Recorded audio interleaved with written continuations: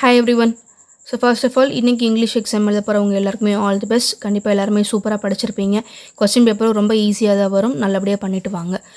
So அடுத்து முடிச்சுட்டு வந்ததுக்கப்புறம் நம்மளோட ஃபர்ஸ்ட் மேஜர் இந்த வருஷம் கெமிஸ்ட்ரி எக்ஸாமாக வந்திருக்கு. ஸோ அதுக்கு நமக்கு ஒரு 3.5 days கேப் கிடச்சிருக்கு.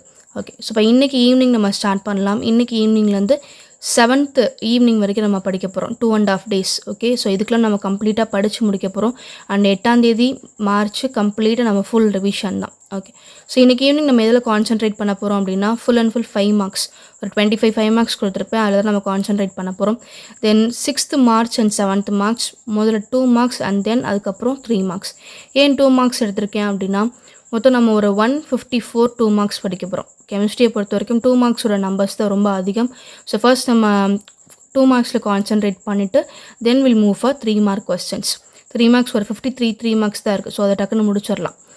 தென் மார்ச் 8 கம்ப்ளீட் ரிவிஷன் தான். ப்ளஸ் நம்ம புக் பேக்கோட 1 marks படிச்சுக்க போகிறோம். ஓகே, ஸோ இந்த பிளானை நான் எப்படி கேரி அவுட் பண்ண போகிறேன் அப்படின்னா ஒரு 1.5 hours நம்ம சூஸ் பண்ணிக்கலாம். ஓகே, ஸோ அந்த 1.5 hoursக்குள்ளே 15 questions நம்ம படிக்கணும். அது போக ஒரு 5 mark நம்ம ரிவிஷன் பண்ணிக்க போகிறோம். ஏன் அப்படின்னா இது நீங்கள் ஈவினிங் படிக்கிறீங்க. ஓகே, ஈவினிங் படிச்சுட்டு அடுத்து நீங்கள் 8 தான் எடுப்பீங்க அப்படின்னா கம்ப்ளீட்டாக இது நமக்கு blank ஆகிடும். புதுசாக படிக்கிற மாதிரி இருக்கும். அப்போது இன்றைக்கி ஈவினிங் நம்ம படிக்க போகிற 5 marksஸை இந்த 2 டேட்ஸ்லையும் ஒவ்வொரு 1.5 hoursக்கு நம்ம என்ன பண்ணுறோம், ஒரே ஒரு 5 mark மட்டும் ஜஸ்ட் ரீட் பண்ணிக்க போகிறோம், ரிவிஷன் பண்ணிக்க போகிறோம். ஓகே, அப்போ இந்த படித்து முடிச்சதுக்கப்புறம் நமக்கு ஒரு 1/2 hour பிரேக் எடுத்துக்கலாம். தென் அடுத்து ஒரு 1.5 hours படிக்க போகிறோம். இப்படி தான் நம்மளோட பிளான் கேரி அவுட் ஆக போகுது. ஓகே, இப்போ இந்த பிளானுக்குள்ள நான் இதெல்லாம்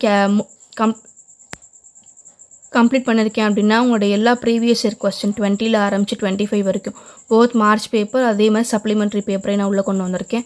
தென் book back, book inside, problems, organic reactions, அதிலே ரொம்ப முக்கியமாக எல்லா ஏபிசி கொஸ்டின்ஸை நான் மார்க் பண்ணி வச்சுருக்கேன். ஓகே,